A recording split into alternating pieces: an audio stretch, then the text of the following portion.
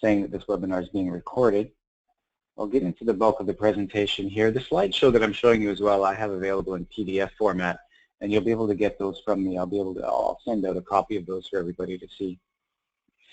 On the screen now, you'll see this is a copy of our new flexible new piano or flexible new exam options that you're going to see throughout different programs and journals from coast to coast. And the four things that we're highlighting there, I'll be talking about most notably today, the new Contemporary Idioms piano syllabus that we launched last September.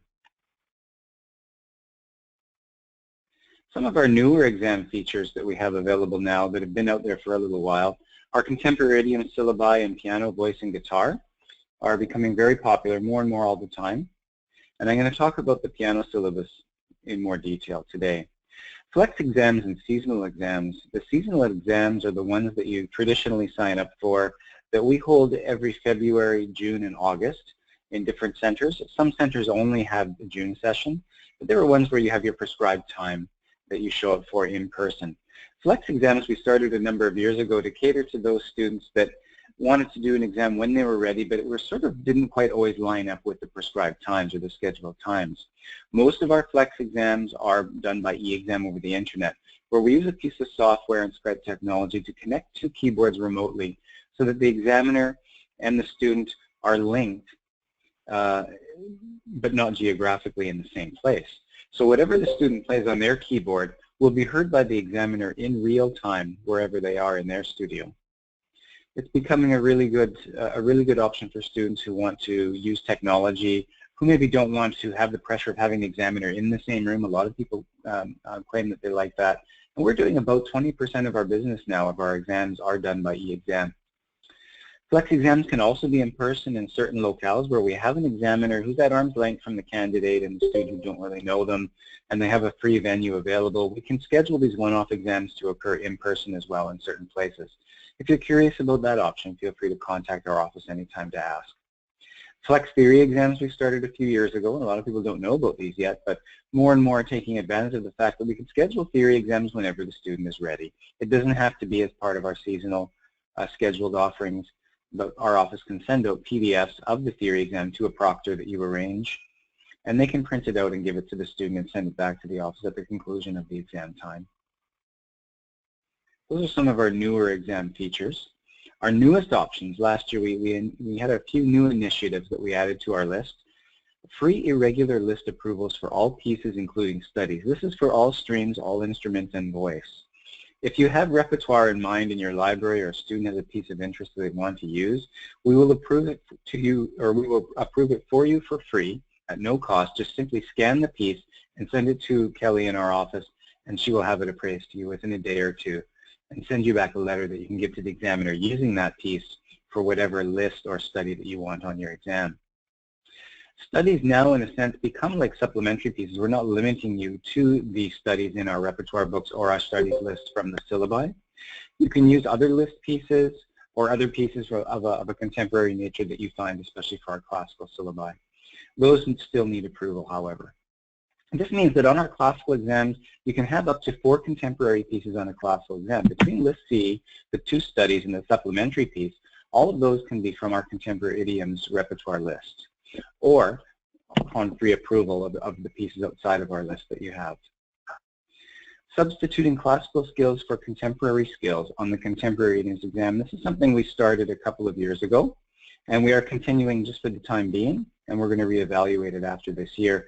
But it's where students and teachers were a bit overwhelmed by the old contemporary skills that we offered. We think we've changed that now with the new syllabus, but we're offering a little bit extended time on this option, whereby if students want to play 4 contemporary pieces, they can substitute all of the contemporary skills, technique, sight reading, ear training, background questions, and improv. They can substitute the classical skills that feature technique, sight reading, ear training at the same level and do those on the contemporary exam instead. We'll also be talking today, as I mentioned, about the new Contemporary Idioms piano syllabus and also our new pre-grade 1 piano syllabus that's now available. I know we've had a couple of new callers join in. Just want to remind everyone to keep your phone on mute if you can, or on your computer. It just makes for a better audio experience for everybody else. The new pre-grade 1 exam I'll just touch on for a couple of minutes here. This is aimed at our younger students who are not quite yet at the grade 1 level. We know that RCM offers a Prep A and a Prep B core or exam the same way. This is more like Prep B in terms of level, and I'll go over some of the repertoire that we ask for in a moment. The aim of the pre-grade 1 exam is to provide an introduction to exams for the families in a fun and interactive environment. Students prepare 3 pieces, plus a little bit of technique, sight reading, and ear skills. We've formatted this exam so that parents and the teacher are welcome in the exam room for the entire time, and the whole exam is about 15 minutes, most of the time of which is going to be spent in a mini lesson with the examiner. For about 6 or 7 minutes, the students play their 3 pieces, technique, sight reading, ear training, and the balance of the time, up to 15 minutes, is spent interacting with the examiner. The parents can ask questions, the examiner can recommend things for the student to do, the teacher may have questions for the examiner. Pretty much anything goes. Those of you who are familiar with our mini lessons know how these work. Those of you that don't, the mini lesson is just extra time that we add on that the examiner can use to break down some barriers, and the examiner can answer questions and do some coaching of the student if that's what's requested. The emphasis is on the experience rather than the assessment. One adult may gently assist the student when necessary. If they freeze or they need help with an interpretation of something, or they're not sure what to do next or what's something the examiner has said, one of the adults can be designated to gently assist that way. The total cost is $75 for the 15 minutes, and like we said, it includes the mandatory mini lesson that begins seamlessly at the end of the exam. Here's a breakdown of the marks for the pre-grade 1 exam. There are 3 pieces, 2 of which we say can be longer and 1 is shorter. The longer pieces, we're thinking of a 2-page piece in one of our beginner methods, let's say, something between 12 and 36 measures. A 1-page piece may be up to 12 measures. You can just use your judgment for any of the repertoire. Technique test, sight reading, ear training. You can see this is all marked out of 50. The final mark is multiplied by 2 to give a mark out of 100. We do this to make it a little bit easier for the examiner to get through the assessments and the numbers quicker, leaving more time for the mini lesson later. It also serves to downplay the mark a little bit for the students. Here's an example or a sample list of books and repertoire that we recommend for the pre-grade 1 exam. You do not need to get prior approval for any of the music for the pre-grade 1 exam from the office. Just simply use your judgment using this list as a guideline. Of course, we have our Conservatory Canada pre-grade 1 book, a repertoire book that's been out for quite a while.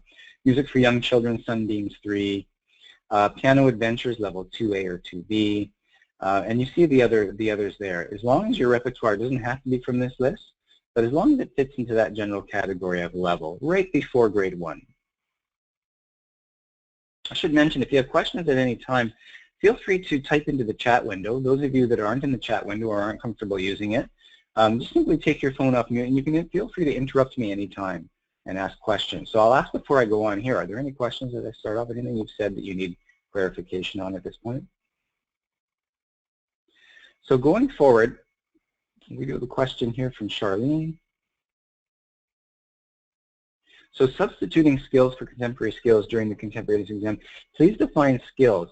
So it's not technique only, it's all of technique, sight reading, ear training, and improvising. In the contemporary exam, you take all of those out, and let's say you're doing a level 5 contemporary idioms piano exam, you would take all of the grade 5 classical skills, technique, sight reading, ear training, keyboard skills, viva voce, and substitute those in instead of the contemporary skills. So if you substitute, you do not have to do the improvising, but you do have to do keyboard skills, which we find in classical.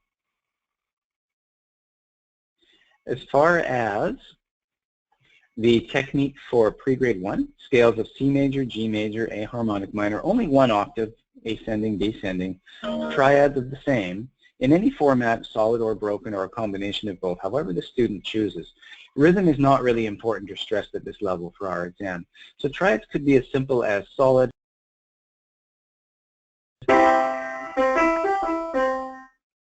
first inversion, playing both solid and broken if they want, or just broken, or just solid, as long as you can see that they understand how to play triads with inversions.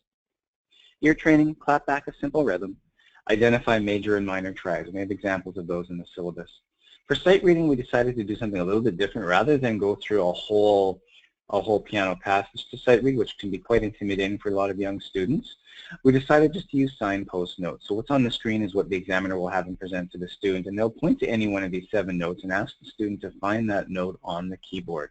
they might point to 2 or 3 of them on the exam. The included mini lesson I talked about a little bit. Again, here's just some bullet points on it. The examiner can work on anything of interest with the student, whatever the student wants or whatever the family or the teacher wants. If they want the examiner to lead the mini lesson, our examiners are more than capable of doing that and coaching the student based on the repertoire that they brought. And again, the goal is to help break down any perceived barrier between the examiner and the student and create a fun experience to introduce the families to these exams. The new syllabus is available on our website, and you can download it there and have a look at the whole thing. Any questions about pre-grade 1 exam? And again, feel free to stop me anytime with your voice if you need. The new contemporary idioms piano syllabus, this is where we'll spend most of our time today. In about 15 minutes from now, I'll get into an actual demonstration of the improv skills. That's where we're going to spend most of our time. It's the most, perhaps the newest portion of our exam. A quick overview, and I'll go through all of these things in detail shortly. We have 4 pieces, regardless of style. 1 can be from the classical lists. What we mean by regardless of style is that we used to recommend, or we used to require, that each of the 4 pieces be of a subgenre in pop, rock, jazz, either blues, a ballad, a swing piece. We no longer require that. We're just letting you choose any 4 styles of your choice. Up to 1 can be from the classical list. The new technical requirements we find are much more approachable, less focus on jazz, especially at the younger levels, and more on pop and rock. Sight reading and orals follow the classical models. The improv exercises have a new manual, the American Popular Piano Etudes book. This is a book that's now required for study with contemporary idioms piano. And the improv includes options for lead sheet reading at the higher levels. I'll go over all that shortly. The American Popular Piano backing tracks that go with the etudes are available from our website. We no longer offer marks for backing tracks with the pieces, but it is still encouraged. The background information now includes applied skills to help reinforce some of the technique which we have taken out of the exam. Here's a breakdown of the marks. This is a sample from the lower levels, grade or levels 1 to 4. If we take the 4 pieces worth 12 marks each, plus 2 marks now for memorizing any 2 pieces, that gives us half of the marks, 50%. The other 50% is spent on technique, sight reading, ear training, improvisation, and background information and applied skills. I'll go over all those sections shortly. In terms of repertoire, 4 pieces, like I said, varying in style, would represent at least 2 different composers. 1 piece may be from the classical lists. Our updated contemporary list is always being updated yearly, and that's available from our website. It's ever expanding as well. There's quite a bit there now to choose from. And as selections go out of print, we take them off the list. Even though you can still use them if you have a copy, we take them off so we don't send people on a wild goose chase to find repertoire that's no longer available in the published version. All American Popular Piano repertoire selections have been re-leveled. I'll go over this in a little bit more detail, how these books work. The American Popular Piano series was developed a number of years, about 10 years ago now, in the States, and it's spread all over the world by Hal Leonard now, the main distributor and printer for this. The Repertoire Book, we used to put these in certain levels, and we realized that they were perhaps a little bit too easy. These are American numbered levels, so with the new syllabus, we put these all in new levels, so that level 1 and level 2 is mostly our pre-grade 1 level, and for level 1 contemporary idioms, most of the selections now come from level 3. It's a little bit confusing to people, but when we're doing etudes or improv, the number corresponds to the correct level for these, but not necessarily for the repertoire selections. Feel free to edit and condense the length of longer pop stylings. A lot of people are using musicnotes.com now, and also other published versions by Hal Leonard of pop tunes. And they just represent, you know, what someone has listened to in a studio with the headphones on, listening to and putting on the lines and spaces, an approximation of what is happening from the studio recording as a piano version. I want you to feel free to condense some of those to eliminate repetitive verses, repetitive choruses, and things like that to create a 1 or 2 minute version depending on the level. You can also edit the notation and rhythm to make it more level appropriate and create more realistic arrangements. If it's something the student has heard that they want to include or leave out, that's totally fine. If they want to reinvent the left-hand rhythm, they can certainly do that to make it more level appropriate. You do not need approval to do this from the office, but the examiner will make a call in the moment. If the arrangement looks much too easy for that level, the examiner will make note of that. Memorize any 2 pieces each for 1 mark. 1 mark each, gives you a maximum of 2 marks for memory. We're trying to emphasize that a little bit more on this exam now. In the past, we used to give 2 bonus marks for using a backing track with any piece. We no longer offer that, but we still encourage you to use backing tracks, and you can use as many as you want with the 4 pieces on the exam. Any questions about repertoire so far? So hearing none, I'm going to continue on then. Here's a look at level 1 technique.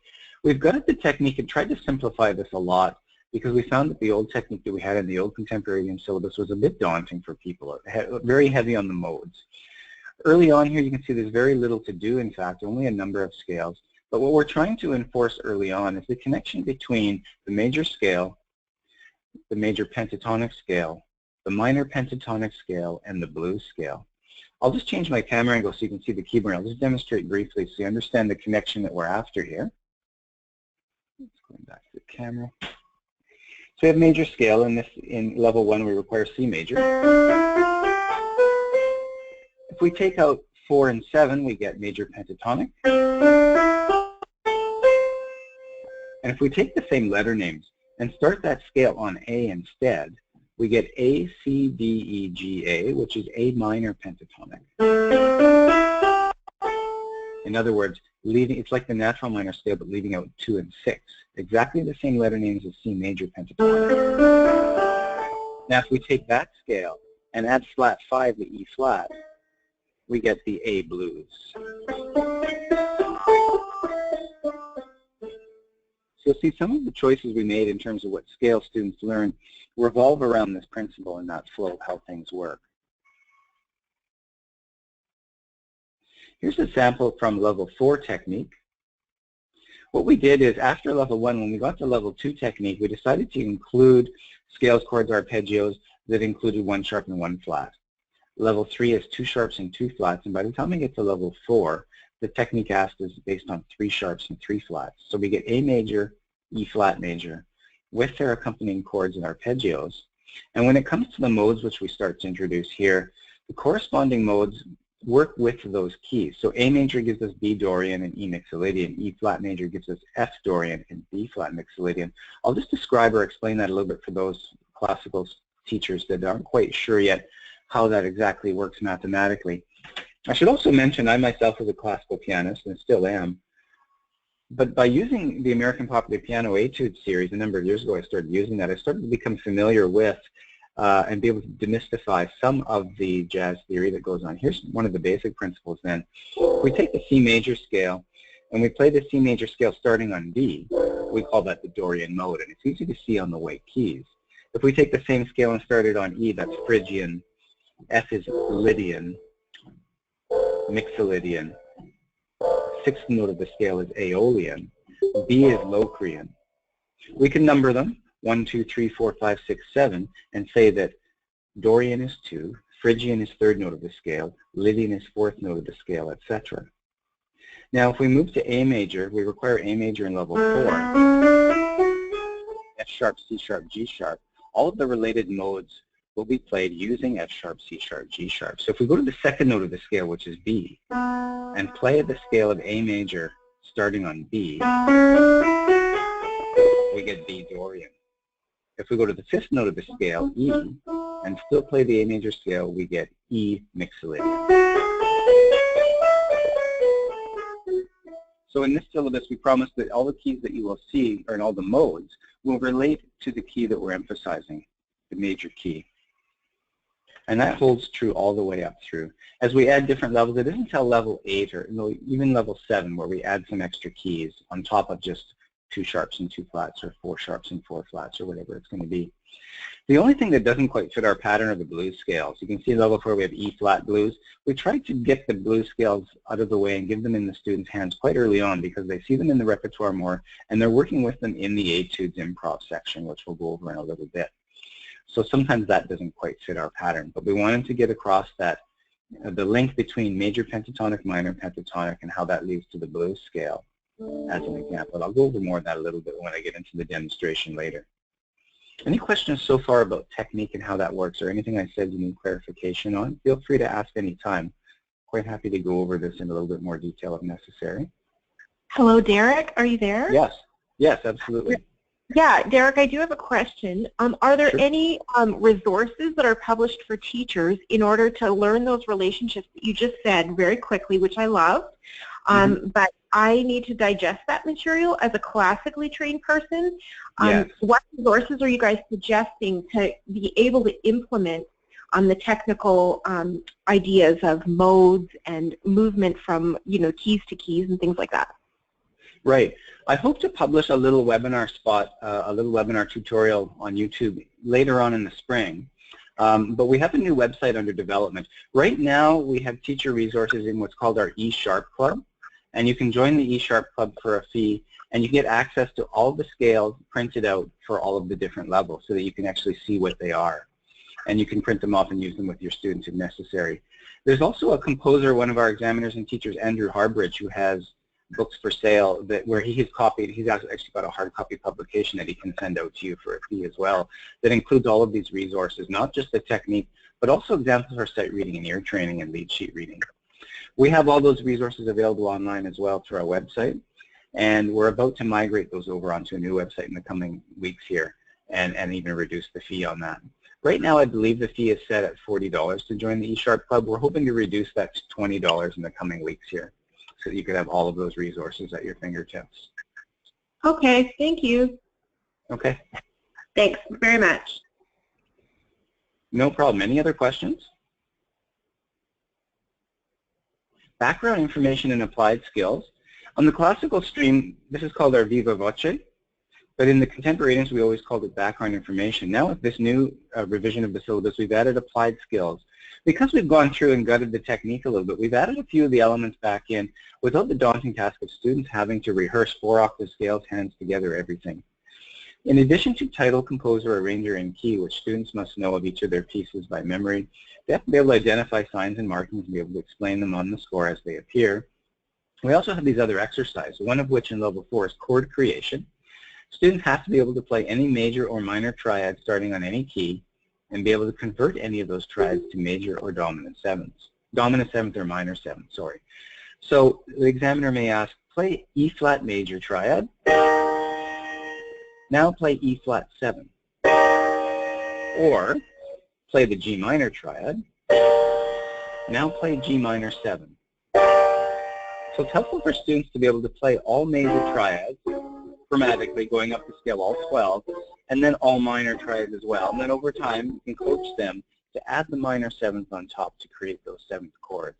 So that by the time they get to level 4, students are able to create and understand how to formulate any of the basic chords that they will see on a lead sheet or on a pop sheet or anything like that. Change a minor pentatonic scale to a blues scale, and we give 2 specific ones that we require in level 4.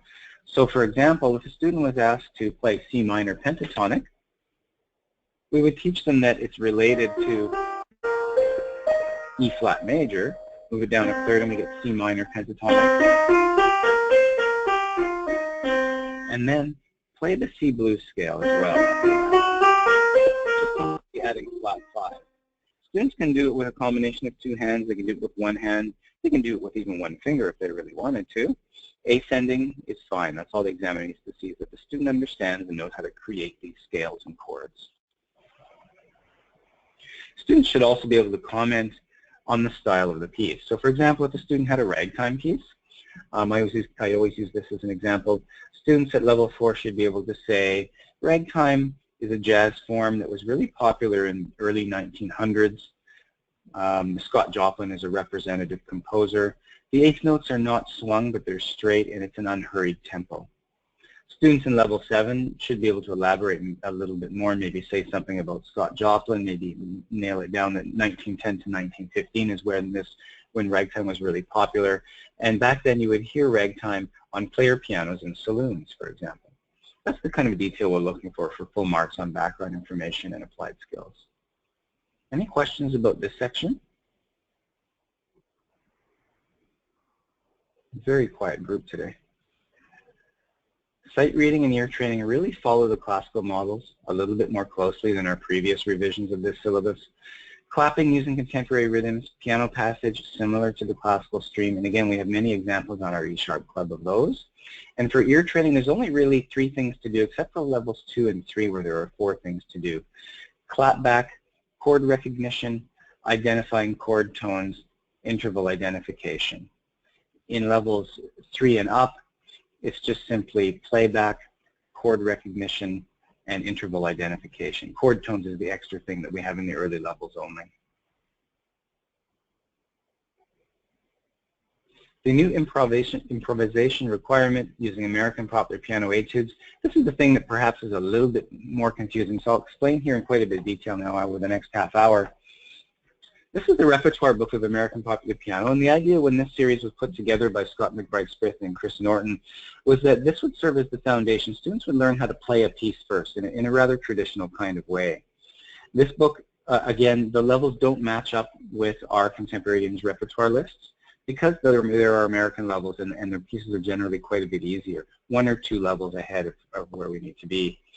After students learn the repertoire, the idea was that you take some of the same pieces and you learn how to improvise on those pieces. So you'll find that a lot of the titles, in fact all of the titles in the etudes, you will find a corresponding piece by the same title and same feel and same sound in the repertoire album. It used to be that you had to buy the repertoire album, in fact it still is, to get the backing tracks for the whole set. There are backing tracks for both repertoire and etudes, and in the repertoire, at the back of the repertoire, there are neat ensemble pieces written out in duet form that are really cool too to use with backing tracks. Nowadays, Hal Leonard has done away with the CDs, so you can't get hard copies of the CDs any longer, but with the purchase of the Repertoire Book, you get a unique code to download the backing tracks from their website. Because we are not necessarily advocating for or using the repertoire album, we're requiring the use of only the Etudes album. We've worked out a deal where we have all of the backing tracks available for the Etudes books on our website from Hal Leonard, free of charge for anybody to download. Students, teachers, anybody can download those tracks at any time from us, and you can find those on the website. This is meant to be worked with the backing track all the time so that the student learns how to improvise in ensemble with these pieces. So on the exam, students choose any 3 etudes to rehearse with the backing tracks, which are available to download. The examiner chooses one of those etudes to hear on the exam from the student's list.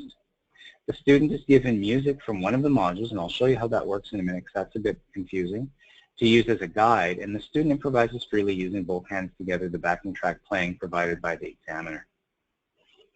This is where we're going to have questions. So Charlene asks, the examiner chooses one of the etudes. Can the student choose which module, assuming the student will use the book? No, the examiner gets to choose the module, and the student doesn't get to the student can bring their book with them, but the student won't be using their own book in the exam. The examiner will have specific copies of a specific module. And so for those that aren't familiar how this works yet, each etude, for example, County Fair, comes with a left side page and a right side page. The left side page outlines and it just extracts various skills to use to learn different riffs and rhythms and things. And the right side page gives you hands together a skeleton outline of possible riffs and things the student can do with some free areas to improvise in.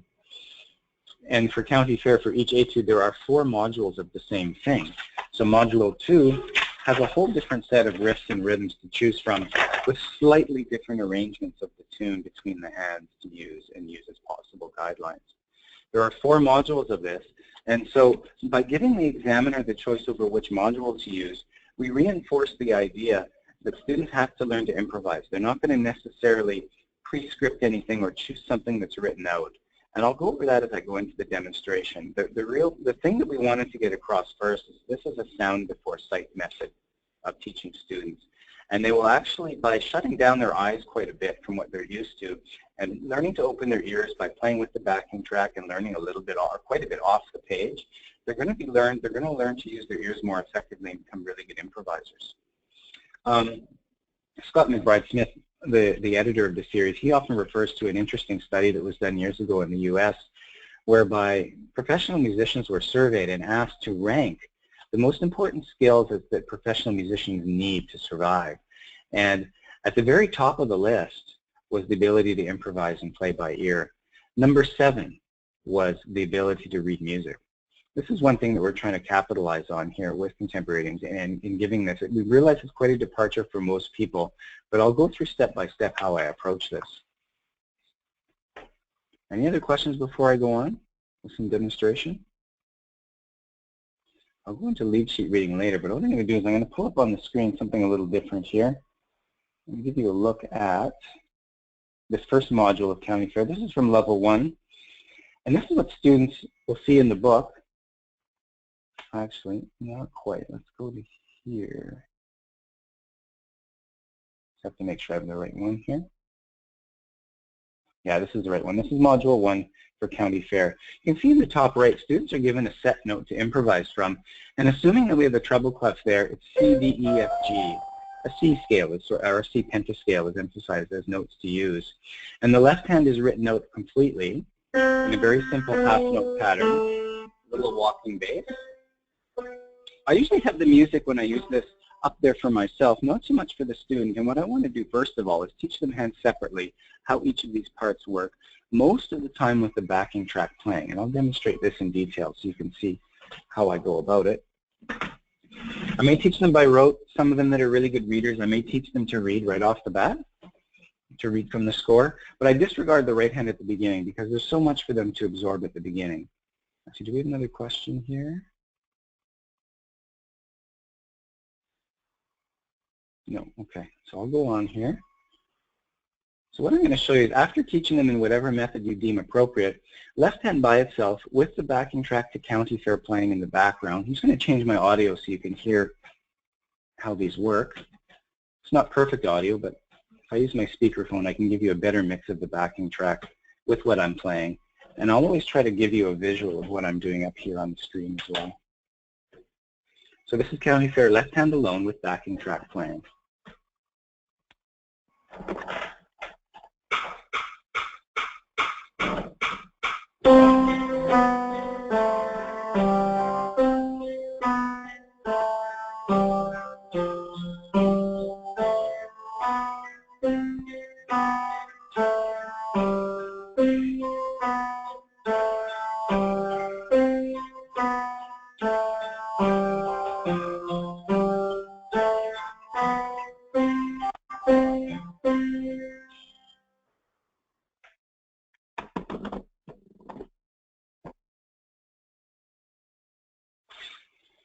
It may take a student a fair bit of time to learn that. It may only take them a few minutes. I find most students at level 1, it takes them only a few minutes. And truth be told, I actually start this a little bit ahead of level 1 when they're still in the sort of beginner book 2 or book 3 phase, because it can take quite a while for them to be able to do this hands together. And I'll break down why here for us. Still seeing a question popping up here, but I don't think there are. No, okay. After the student gets comfortable and is able to really perform that well, or even as they're learning it, I'll introduce the right hand concept to them. And at first I do this strictly off the page. You can see on the page the right hand does have notes written for the first 4 bars.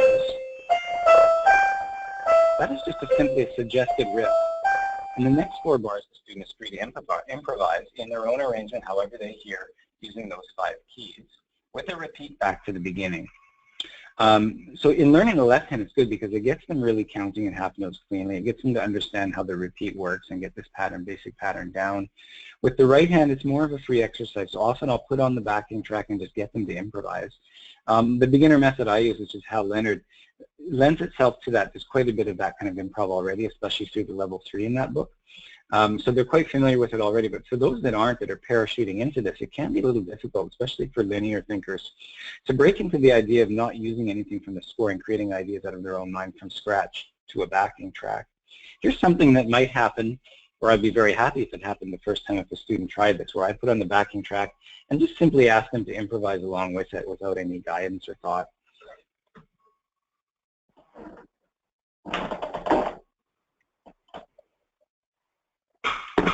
The same backing track, by the way.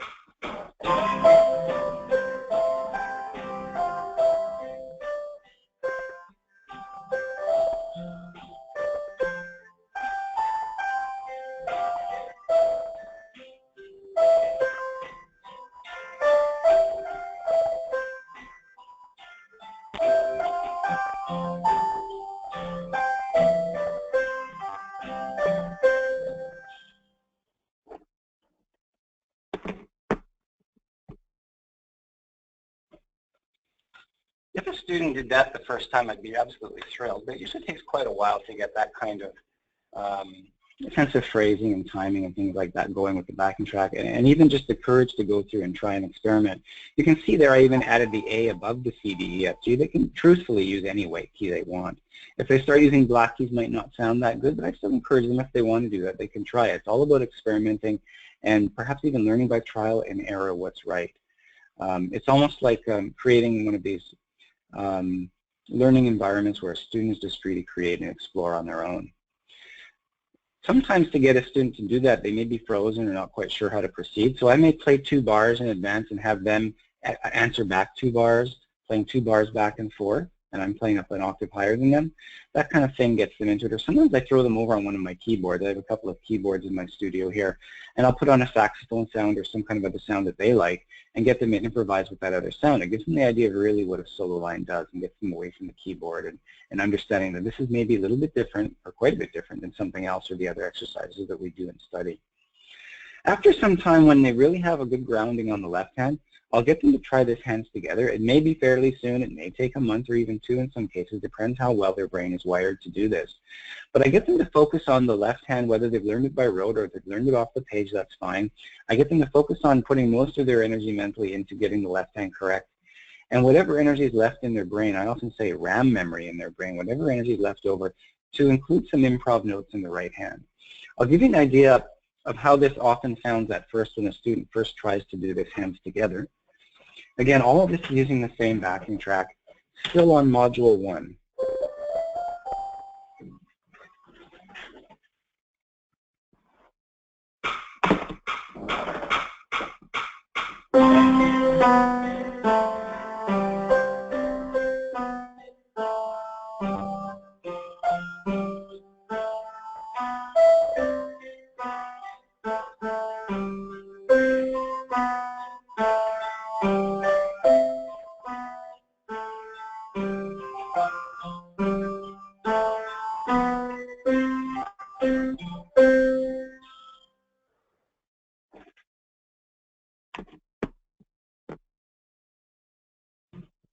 If a student did that, I'd actually be quite happy if they did that the first time.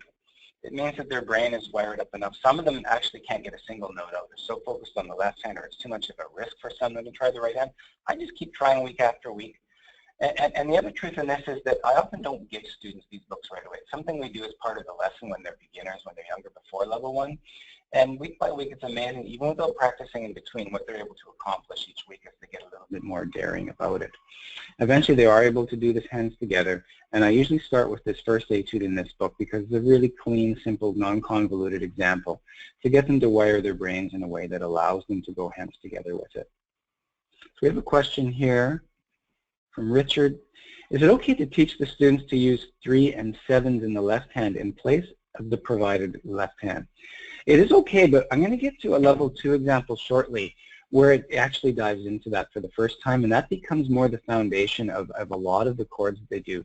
In level 1, we're just simply looking for walking bass line, and perhaps in some ways the chords can be simpler, but we reserve that for level 2. So on an exam, what we're expecting, I mean, you can certainly teach otherwise, but on the exam, we're expecting students to follow the rough outline.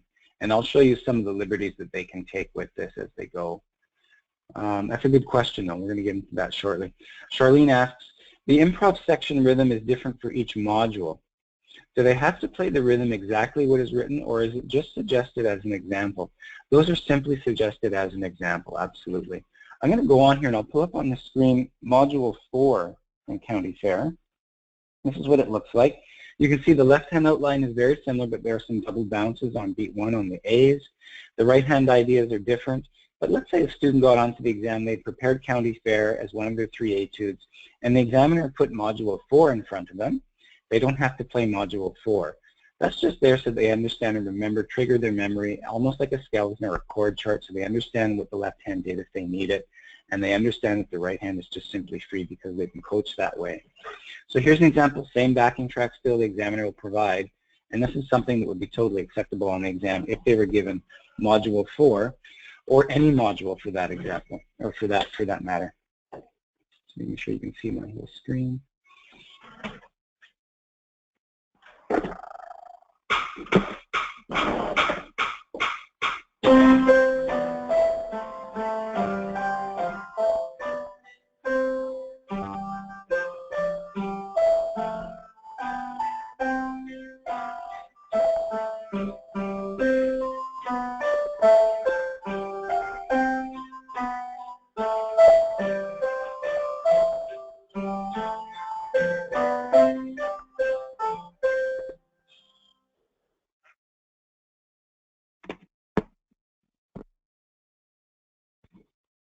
The main goal here in this whole exercise is to use the music only as a guide, but to accompany the backing track in an idiomatic fashion. At level 1, we may get closer to what's on the page, and certain students can certainly play exactly what's on the page if they want, or they can play exactly what's written on one of the module pages if they need to rehearse it ahead of something. They can still get full marks on it. But in the long run, we're looking for and trying to encourage students to improvise, and that's why we take out, or we add a little bit of unpredictability in terms of which module they're going to see. So Charlene asked, so they don't have to play the first line exactly as written. That's correct. They just improvise over the whole thing. That's totally fine. That's in fact what we expect. So the bass doesn't have to follow, and the right hand can be totally different from written. That's correct. That's correct, Esther. And then Jade asks, that's what it sounds like to me. Yeah, that's exactly what it is. This is a free thing. We've got a lot of structure in this method in this book, but again, I use the music more for my own reference, make sure I'm on the right track and give them a framework. The good readers, I get them to follow the left hand a lot, and I rarely get them to follow the right hand unless they're stuck for ideas. I may say, let's put on the backing track and let's sight read the right hand. I'll play with them an octave higher so they can hear and see what the right notes are, so it goes by really quick. It's a good exercise to get them into sight reading and counting. If they can sight read while counting, that's a really, really valid thing that can help in other ways. And you get a little bit of cross-influence in the brain there to work on other disciplines at the same time in other ways. Any other questions about level 1 and how I would approach this? How we would break it down for a student to get them to succeed and build? And again, this at level 1 may tend to take a little bit more time, but by the time they get their brain wired up, and you can certainly go through the whole book if you want, but we only require 3 etudes to get listed on the sheet for the examiner. They can get a good idea. In level 2, level 3, subsequent levels will be much easier. You'll spend much less time on this. That's why I start level 1 a little bit ahead of grade 1. So Charlene, this needs to be reworded in the syllabus, better explained, and you're so relieved to know that they can improvise over the whole thing. Yeah, we struggled for a good 2 months to try and get the wording right. We feel that the wording there does explain this, but that getting this kind of explanation in person where you're able to ask questions helps to clarify what it is. But in the syllabus, we do say you don't have to follow exactly what's on the page, as long as you're being idiomatic to the backing track. That's the real goal. And Esther, yes, the same thing applies at the higher levels, maybe even more so. And we'll see some of those examples. I'll go up to level 6 today. I'm going to give you an example from level 2, level 3, and then level 6 to finish off today. So going on to level 2, I'm just going to pull up another book here, and I'm going to pull up a different example. This is the third etude I've got on the screen now, called Getting Closer. From Etudes Book 2, this is Etudes Book 2 here that you can see.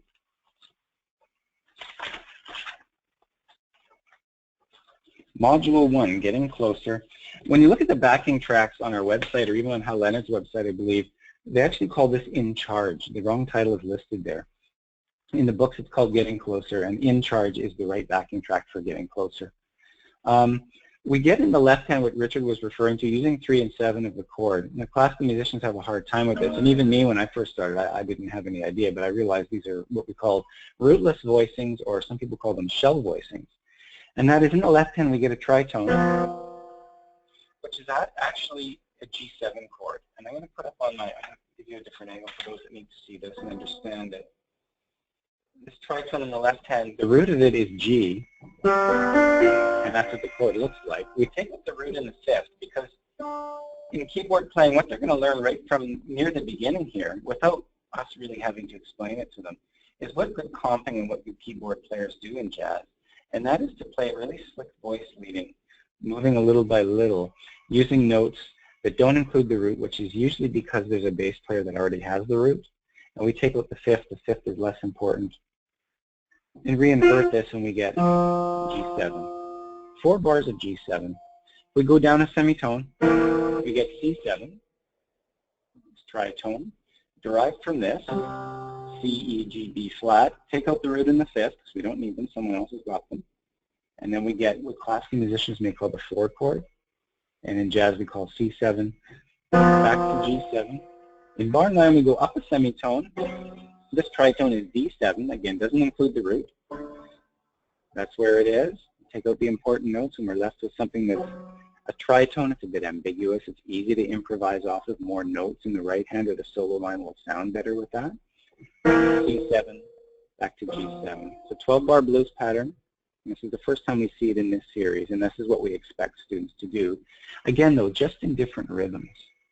So here's an example of getting closer. I'll put the backing track on so that you can hear, and I'll improvise along with it. Again, I would teach the student hands separately, starting with the left hand, introducing the right hand later on as sort of a free exercise, and then at some point when it's conducive, when I feel like they're ready, they can put it together. It's a little hard to negotiate the changes, but they learn how to really count in this exercise. And students, even if they are reading, because their left hand is so repetitive, they actually rely on their ears a lot more than they think. And after initially, if they are readers, I take the music away and just get them to do this by ear, and they start to quickly realize how much easier it is to hear and feel 4-beat patterns, 4-bar patterns, and put together the overall skeleton of the 12-bar blues just with their ear in the backing track. So I'm going to put this on.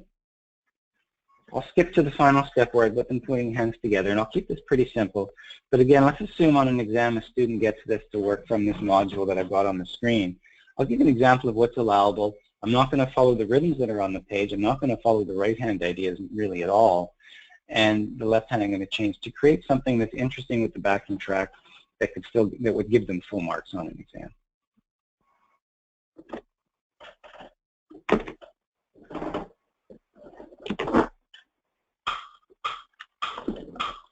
Doesn't sound like it. 1 second.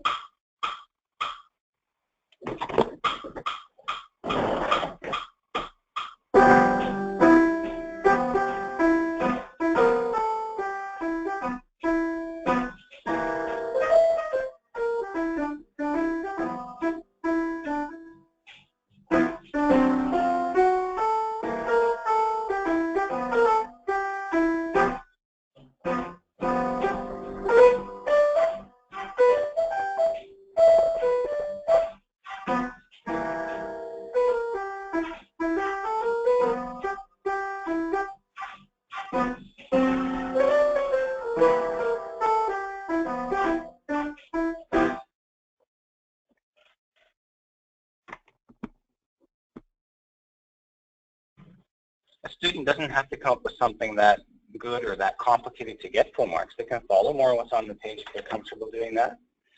You can see I wasn't really following much of the left hand. In fact, holding chords for long times and filling in a little accent before moving is very idiomatic to this kind of style. In the right hand, I was following sort of what was given there. There were 4 notes given. I always add the B natural on top of that and the D underneath for students to give them the full E blues scale. Here's another neat concept here. We are in G major, and I mentioned we're using G7, C7, D7, which a classical musician would identify as 1, 4, and 5.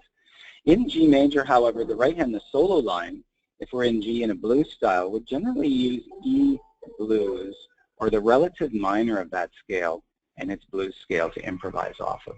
So that's part of, too, why we say G major is like G pentatonic, but in blues we're going to use the relative E minor pentatonic with this Latin 5 to give it E blues. That's just what blues players do. And that's what this method follows. It's very authentic, and right from the beginning here kind of follows that skeleton nicely. Any questions up to level 2 so far? That covers rootless voicings or shell voicings, which you'll see right through level 5. In level 6, we start using 3-note chords with really slick voice leading. So we have a question here, comment from Richard. So the provided written music is just scaffolding to get them to improvise, including the rhythm, as long as they are playing with the backing track. That's precisely it. Precisely it. And the idea for me is an ear exercise. It's using the backing track. It's using less of the music on the page.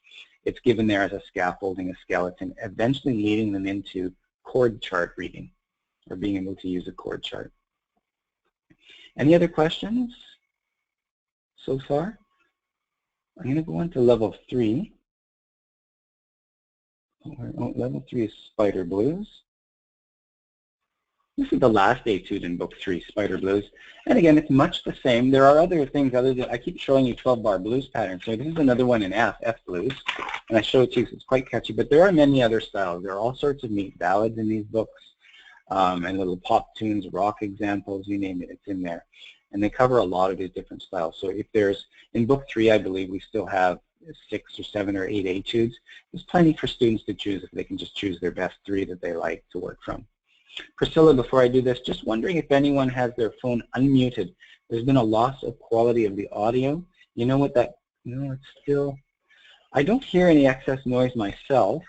When I change to speakerphone, you're going to hear a little different so that you can hear the backing track better, but I keep coming back to my earpiece, and I think that should be the same. So if you're experiencing loss of quality of audio, it could be, in fact, your internet connection. That would be what I would suspect if that just happened recently.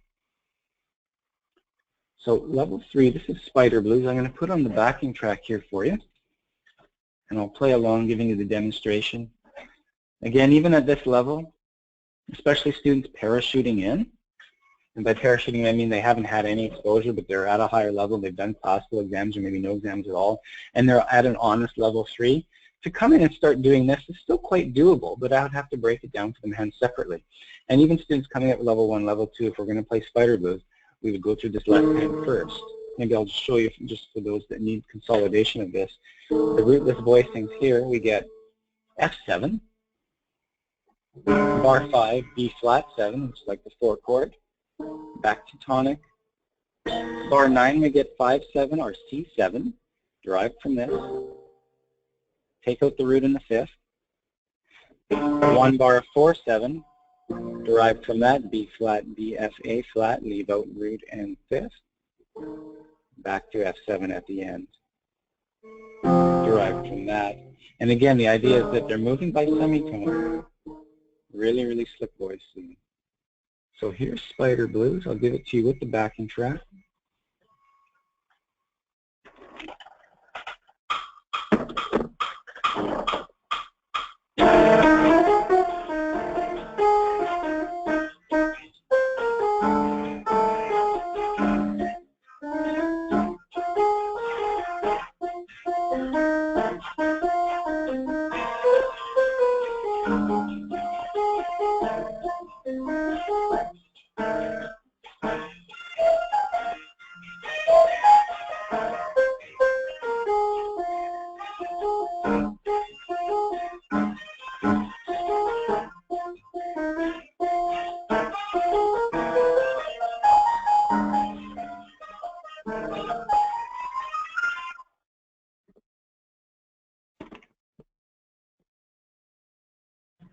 Again, that would give them easily full marks. I'm giving you a little bit more than they need to do.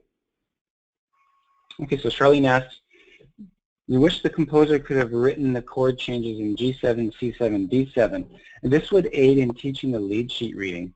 Clarifying the 1, 4, 5, 7, just writing the 3 and 7 of the chords. Now I want to make sure I understand what you're saying here. We have written the chord changes from the previous piece. Okay, let's figure this out, Charlene. Feel free to come off mute if you can, so I understand exactly what you're asking here. G7, C7, D7. In getting closer, the second one that I did. Can you hear me? Yeah, I can hear you fine. Okay, so yeah, that was the last piece. This would be F7, right? No, the first. Okay, I've got the previous piece up there if you like. Okay, so the first chord is G7. Yeah. Yeah, so I wish the composer would have written on top of the treble clef G7. Right, I see what you're saying, to actually notate the chord symbol there. Yeah, because I think it would aid in teaching the lead sheet section, or it just helps clarify your chords. Yeah. There's a real reason, there's a really sound pedagogical reason why it's not there. And from levels 1 to level 5, there are no chord symbols offered at all. I sometimes will write them in. Yeah. Starting in level 6, you get the chord symbols a little more. And there's a reason for that, and that is to stop the thinking from going on. There's a real danger that the more that the younger student gets into the theory and the thinking involved, they're going to take resources away from the spontaneous improvisation. And there's a lot of sound music educational research to back that when we start to think too much rather than just simply do and open our ears, we start getting our eyes involved, looking at more on the page, and they start becoming inhibited in terms of what they're going to create from scratch from their ears. So what I do, though, with older students, if someone's parachuting, and let's say I recently had an old student come back who's in their 20s who wants to learn how to improvise. So I may pull out book 2. We'll do this from rote, or using the score a little bit, and then I'll show them these background things, and I'll actually notate G7 on there because I know they can handle it. But a young student, let's say 9 or 10 years old, I won't show them. I may show them and tell them, but I won't actually put it on the page because I don't want them thinking too much. When they're ready to handle it, I would add, and I certainly do add a lot of extra improv notes, but I don't stress the theory behind it. And it can be good for us to do that in our own copies, and I've done that from time to time, and that was what I wanted to do. I look at my old copies of these, and I see I've written in a lot of things, and I've recently gotten away from that just because I realize it gives them a lot more to think about, and that's why they didn't put those in the score. Chris Norton may have wanted to, but it's Scott McBride-Smith, the editor, that made that decision and decided not to include them. Interesting. Okay. Yeah. Thank you. Okay, no problem. That's a really good question. So back to level 3, we listened to Spider Blues. Any other questions about Spider Blues or anything up to level 3? I've got an example then from level 6 here that I'll put up on the screen. And I believe I somehow just X'd it out. Just give me a moment here. I'm just going to reshare my screen in a second. I just have to go back and open that file. Somehow it got missed. And I'll put that up on the screen for us.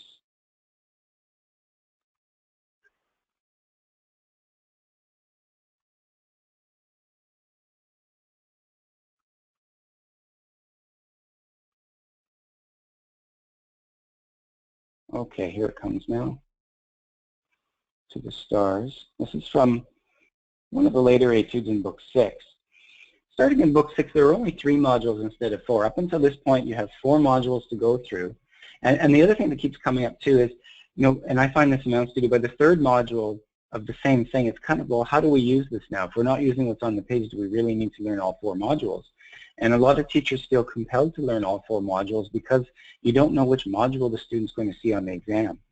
So I show them all 4 modules with the different rhythms, especially in the left hand. Sometimes we sight read the top hand that's given there just so we know what's possible and what we can add into our own.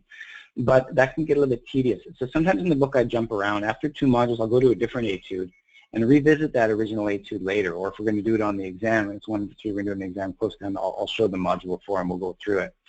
So that's how we use those. Starting in level 6, there are only 3 modules, but still quite a bit of work to do within those 3 modules to learn them. You certainly don't have to learn all the modules for the exam, and I think we want to get to the point where we can show students 1 or 2 modules, and that gives them enough to survive so that if they see that pattern even in another module they haven't studied, they understand what to do, and it triggers their memory to work from that chord chart or scaffolding. So here's module 1. They often show us a little bit. There's 4 pages for each module. They show us a little bit at the top about the concept of split chords, a little pedagogy, and start to talk about how symbols our chord symbols are notated in this kind of music.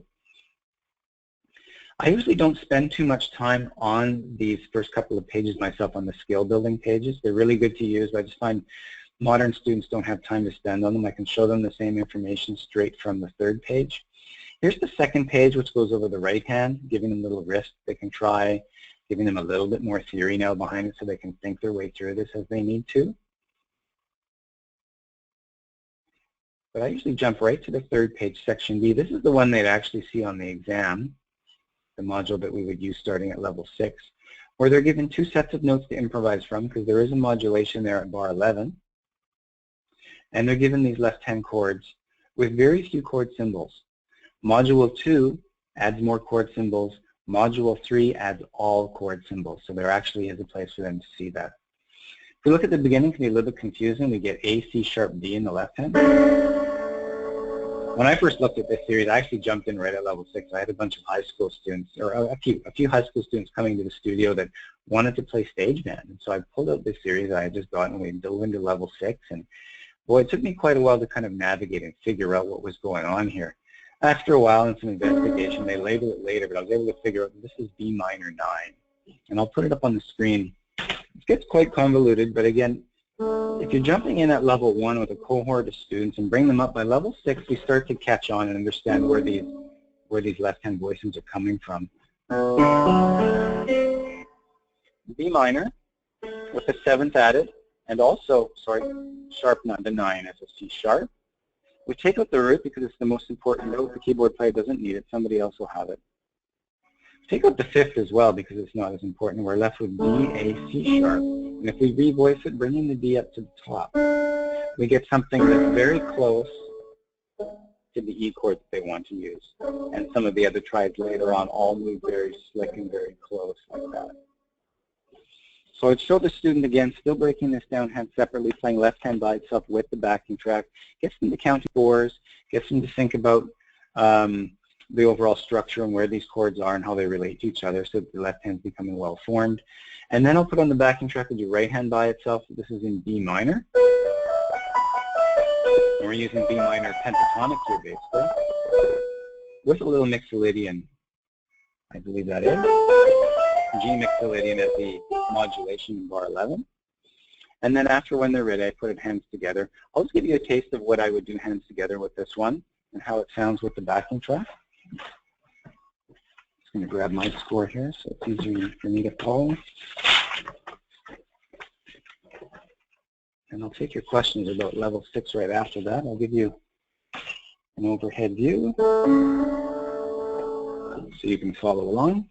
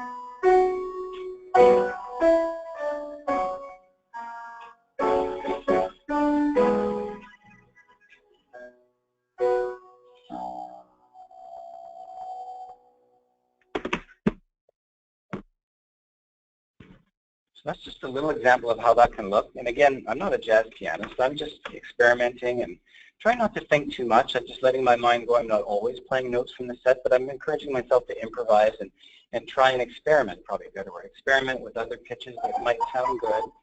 Sometimes they do, sometimes they don't. It doesn't matter. The idea of being free and spontaneous is important. Trying to think like a jazz musician, which doesn't necessarily think, but more reacts and creates. Are there any questions so far about how that works?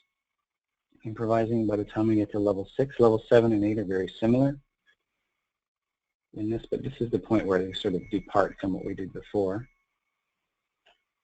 There's one more page in each module when we get to level 6, and that are vamping tools. And this is simply creating a rhythm section with both hands where you're not being a soloist at all, but you're simply fitting into a rhythm section, much like you would in stage band. Both hands in the bass clef. At the top, they give you some vamping ideas to try different rhythms. And again, the rhythms aren't necessarily written out. You get the repeat the previous bar symbol a lot of the time. I'll just give you a quick idea. We decided to include this in improv so that because it's in the books, if students want to play with the backing track on the repeat, if they want to do rhythm section instead of soloing, they can certainly do that. All the backing tracks and all the etudes offer repeats. So on the repeat, they can change. Students can change this up and still get full marks if they want. Here's a quick example of what vamping may sound like based on what I've brought on the screen there. And again, I'll change my camera angle so you can follow along on the keyboard.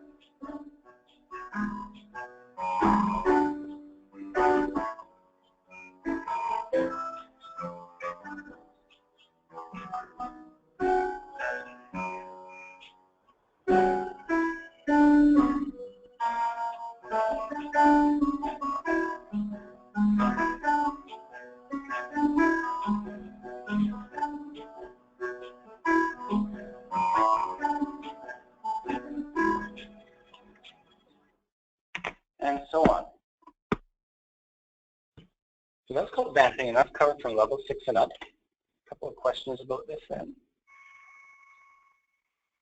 So Jade, can someone kindly remind me, is this from the American Etudes book? Yes, absolutely. So this is still from the same book. This is level 6 Etudes that I'm covering here now. Okay, any other questions about the Etudes? That's about as far as I was going to take this today, this portion of what we were going to talk about up to level 6. Any questions about Improv Etudes? Derek, just one for me. Just saying again, I know you said this at the beginning, but I've lost the thread. Do all of the levels in these Etudes correlate to the grades, or do I have to refer to the syllabus to make them correlate? This refers directly to the numerical grade level. So they all match perfectly. It's the repertoire books that don't match. Yes. Okay. And there is links between those repertoire books and the Etudes, is there not?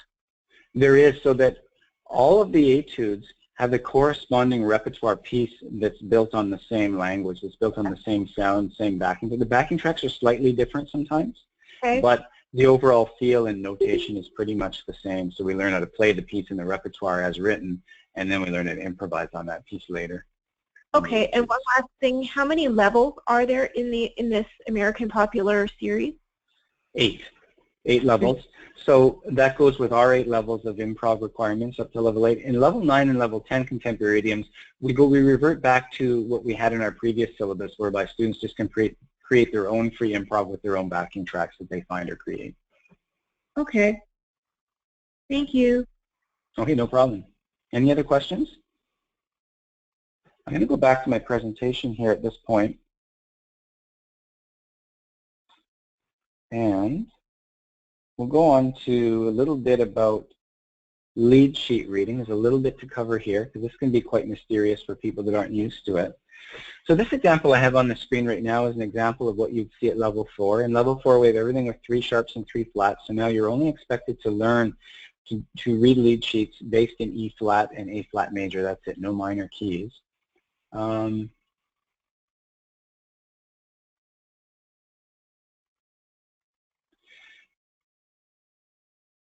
Right, yeah, okay, people should know, okay, Charlene's typed in another question here. People should know they have to buy the repertoire book in order to get the code or CD for the back. Yes, I covered that, other than the few that you have on your website. That's right, you have to purchase repertoire. That's why we have the Etudes, or we have the backing tracks available on our website for free, so that you don't actually have to buy the repertoire book to get the backing tracks. You can get the backing tracks from us for the Etudes books. If you want backing tracks for the repertoire books, yeah, you have to buy the repertoire books. Lead sheet reading level 4. I'll just give you a quick overhead here of the couple of things that we expect here. Left-hand voicings, we've got these covered in our E Sharp Club, recommended left-hand voicing for E flat major, B flat 7, F minor 7, perhaps with the C, B flat 7, E flat 7. Student plays right-hand melody along with those chords.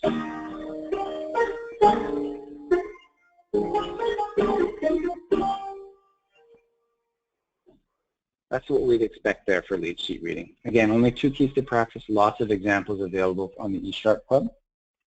In level 5, here's an example, 4 sharps and 4 flats. This is an A flat major. Students do the same thing, A flat, E flat, E flat. E flat minor 7, do something like that. So students could do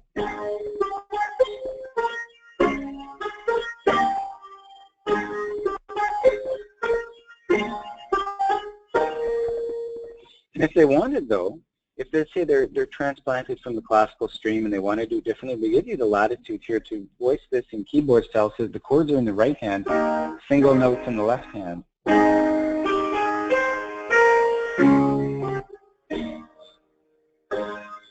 Which is the same as our keyboard harmony from the classical stream. If students are familiar with that and would rather do it that way, that's fine.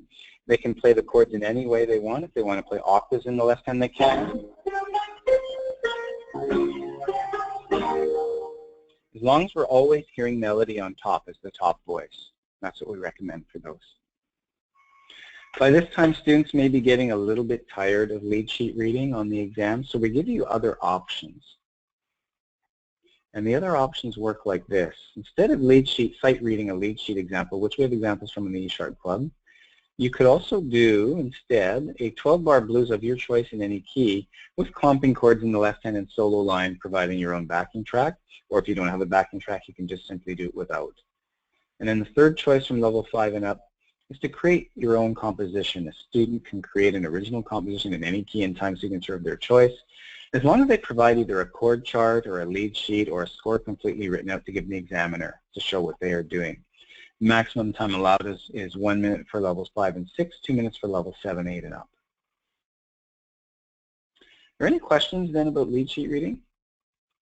Or anything else I've covered today for that matter? Our Conservatory Canada Teachers Facebook page, I'll just pull this up on the screen too perhaps, so you can see what it looks like. Those of you who are on Facebook, I'm monitoring this quite often. This is where I usually post everything first, where I like to go and it's the easiest way to get in touch with you. Before I send out mass emails or before we post things to our website, this is where a lot of our information goes first and foremost. Teachers are asking questions here all the time and we're answering. So it's a nice little forum that we've developed. We also have a Conservatory Canada main Facebook page that engages people on a different level, but this is a closed group specifically for teachers. If you're curious about it, just go to it if you're already on Facebook, and then you can ask to apply and I'll approve you instantly so that you can be a member of this group. Any other questions so far about anything I've covered today or any of our other offerings? Here's the contact information to contact myself or Kelly, our registrar in the office, by email or phone. For those of you who don't know, I mean, our head office is in London, Ontario. I actually live in Thunder Bay, Ontario, and I work here from my home office in my home teaching studio. It allows me to keep teaching a little bit, to stay in touch with what students are going through and how to keep our programs really relevant.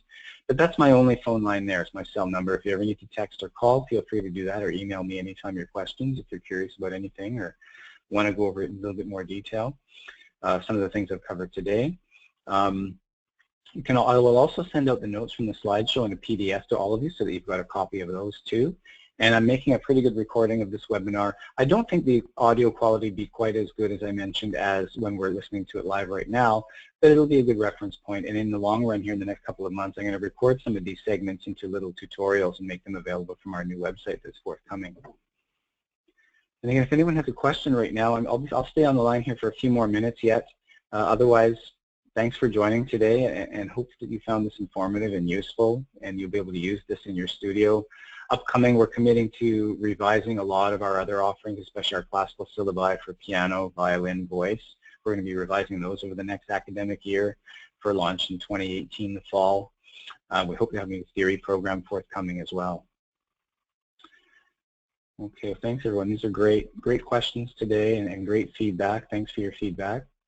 And again, feel free to keep clarifying with me. I know sometimes we get back into our studios and we do some teaching and something else occurs to us. We just need to hear the clarification again.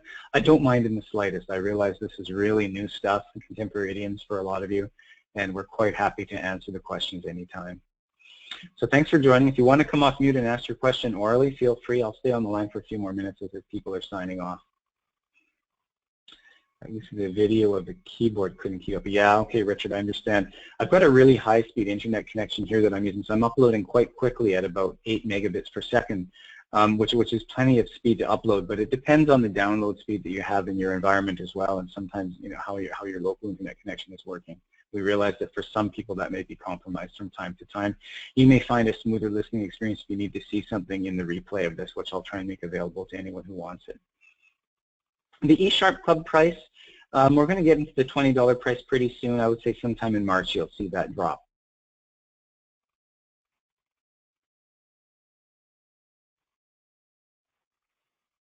Yeah, we have lots of lead sheets available now, Charlene, for the lead sheet reading on the E-sharp Club. Okay, you're welcome, everyone. Keep your questions coming. Feel free to come off mute if you like.